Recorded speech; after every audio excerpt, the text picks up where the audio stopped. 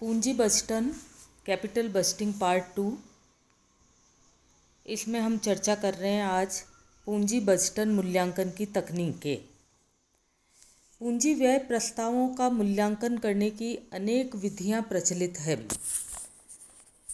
जिनमें से कुछ प्रमुख विधियां इस चार्ट के अंदर दिखाई गई है, जो रोकड़ प्रवाह की निश्चितता की दिशा में सफलतापूर्वक क्रियान्वित की जा सकती है।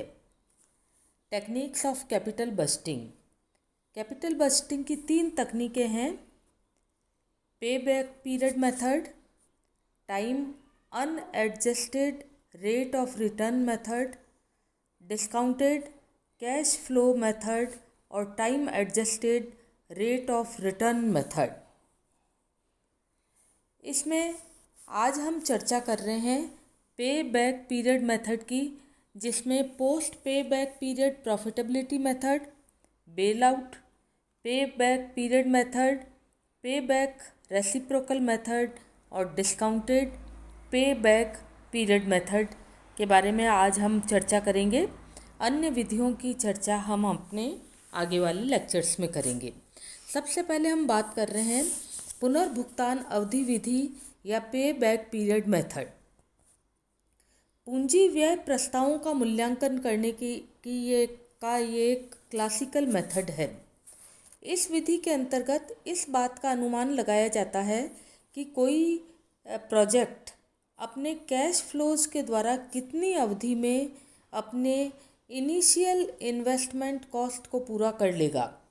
जिस परियोजना की यह अवधि जितनी कम होगी, उतना ही प्रस्ताव को श्रेष्ठतम माना जाएगा।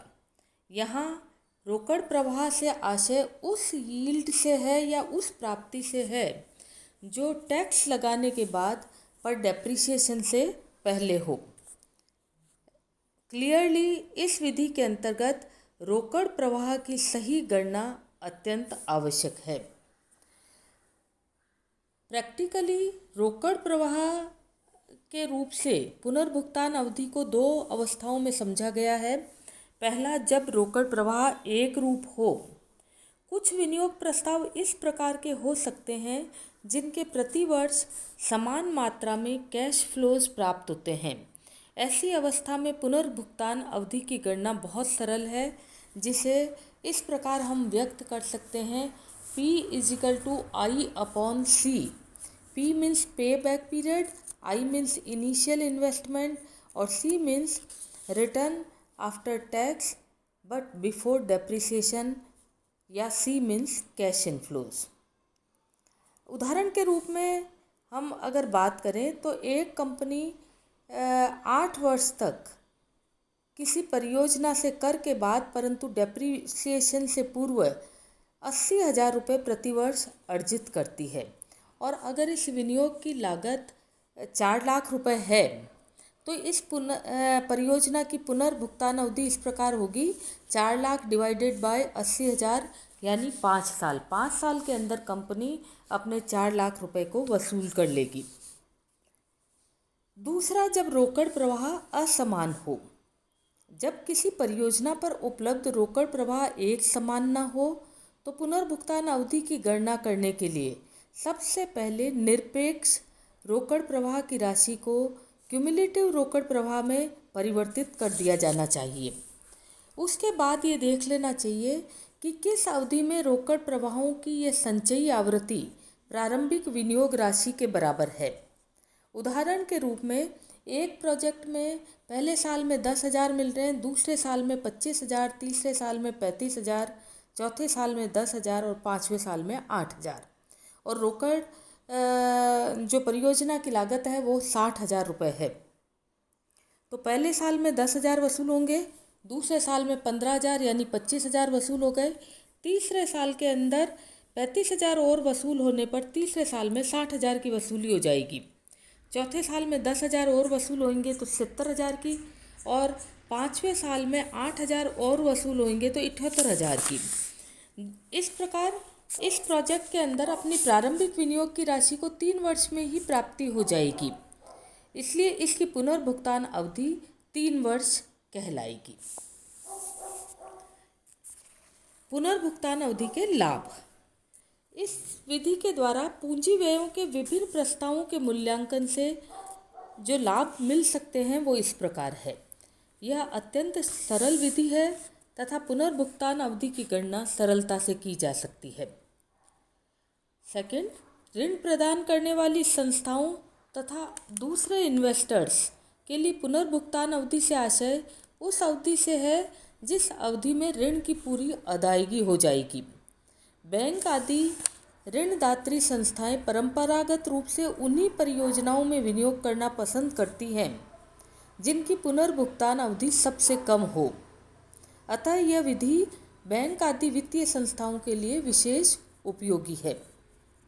तीसरा, उन उद्योगों में जहां तकनीकी विकास बहुत तीव्र गति से हो रहा है वहां भी यह विशेष उपयोगी है, क्योंकि कम अवधि में ही विनियोग की राशि प्राप्त हो जाने से भविष्य में होने वाली अप्रचलन की हानि से बचा जा सकता है। चौथा, चूँकि यह विधि शीघ्र लागत वसूली के सिद्धांत पर आधारित होती है, अतः जोखिमपूर्ण विनियोग के मूल्यांकन हेतु यह विधि अधिक उपयोगी है। पांचवा, इस पद्धति के अंतर्गत लगाए गए अनुमान भी कम वर्षों में विनियोग वापसी के कारण वास्तविकता के निकट होते हैं। पुनर्भुगतान अवधि की सीमाएं या लिमिटेशंस ऑफ पे बैक पीरियड मेथड। इसकी कुछ कमियां या सीमाएं हैं जो इस प्रकार है। मात्र पुनर्भुगतान अवधि को ध्यान में रखकर किसी प्रोजेक्ट की प्रॉफिटेबिलिटी का सही अनुमान नहीं लगाया जा सकता है।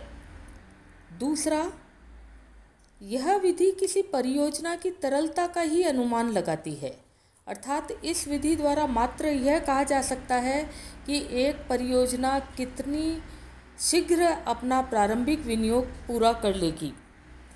वास्तव में परियोजना की आर्थिक उपादेयता का भी इसमें विश्लेषण नहीं किया गया है।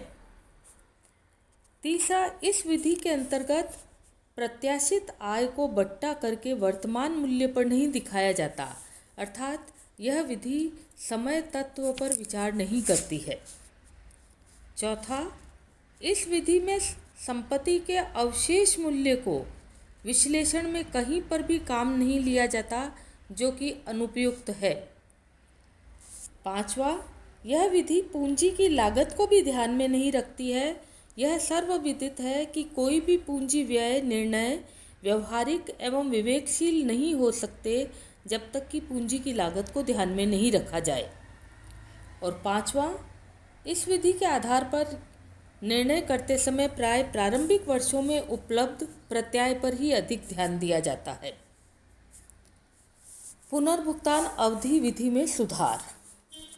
पुनर्भुगतान विधि ऋण प्रदान करने वाली संस्थाओं द्वारा कई वर्षों से प्रयोग में ली जाती रही है, पर कुछ रिसेंट ट्रेंड्स जो कि इसकी आलोचनाओं के कारण हुए हैं वो इस प्रकार है।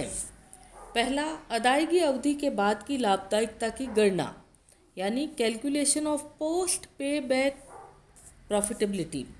इस विधि की कटु आलोचना यह की गई थी, यानी पुनर्भुगतान विधि की, कि परियोजना के संपूर्ण जीवन काल में होने वाले प्रत्यय को ध्यान नहीं रखा जाता है।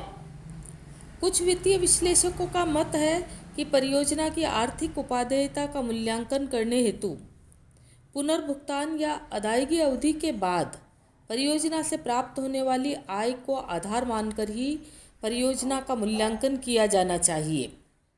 अदायगी अवधि के बाद की लाभदायकता की गणना जब रोकड़ प्रवाह एक समान रहा हो तो इस प्रकार हो सकती है। Post pay back period profitability is equal to annual cash flow multiplied by life of the project minus pay back period. दूसरा, बेल आउट अदायगी अवधि की गणना, calculation of bail out pay back period. पुनर्भुगतान अवधि विधि की आलोचनाओं में से दो आलोचना यह भी थी कि यह विधि न तो परियोजना के सैल्वेज वैल्यू यानी निस्तारण मूल्य को ध्यान में रखती है, न ही जोखिम तत्व को। इस आलोचना को ध्यान में रखते हुए कुछ विश्लेषकों ने यह सुझाव दिया कि सर्वाधिक सुरक्षित या जोखिम रहित परियोजना का निर्धारण करने के लिए बेल अदायगी अवधि की गणना की जानी चाहिए। इस अवधि की गणना करने हेतु सर्वप्रथम परियोजना के प्रत्येक वर्ष के अंत में निस्तारण राशि ज्ञात की जाती है और इसके बाद में कैश फ्लोज को क्यूमुलेटिव रूप में परिणत कर दिया जाता है। जिस अवधि में संचित नकद प्रवाह एवं निस्तारण मूल्य का योग परियोजना की लागत के बराबर हो जाता है, वह अवधि ही वास्तव में बेल आउट पीरियड कहलाती है। जिस परियोजना की यह अवधि न्यूनतम होती है, वह परियोजना सर्वाधिक सुरक्षित मानी जाती है। पुनर्भुगतान व्युत्क्रमों की गणना या कैलकुलेशन ऑफ पे बैक रेसिप्रोकल्स।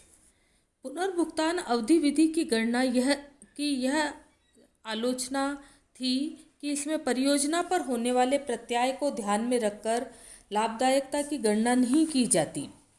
कुछ वित्तीय विश्लेषकों का इस संदर्भ में यह मानना है कि यदि रेसिप्रोकल्स ज्ञात कर लिए जाएं तो वह परियोजना की लाभदायकता दर का प्रतिस्थापक हो सकते हैं।